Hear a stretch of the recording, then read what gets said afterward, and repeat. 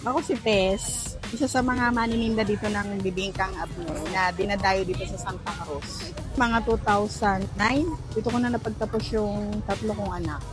Alas 9 ako ng umaga, nag-uumpisa. Dito lang sa Santa Cruz Public Market. Log, tapos lalagyan mo konting pampalasa, konting harina, konting pampalsa.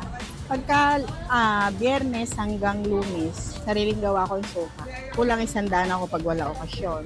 Pero pag Martes at Miyerkules, ano lang ako mga 70 plus na horno. Siguro dahil sa dito unang natikma sa Santa Cruz. Dito kasi unang ano yun ginawa. Ginaya lang ng alam ko ginaya lang to ng ibang lugar eh.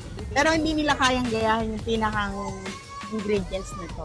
Ito namang bibingkang abnoy, talagang babalikan basta natuto kang kumain. Hindi kayo taga Santa Cruz kung hindi nyo kayang tikman ng bibingkang itlog. Salamat po sa tumatangkilit, sa nagtitiwala na umu-order. Salamat. Sa hindi pa po nakakatikim nito, tiyak, pag naman natikman nyo, babalik kayo sa Santa Cruz para tumikim nito.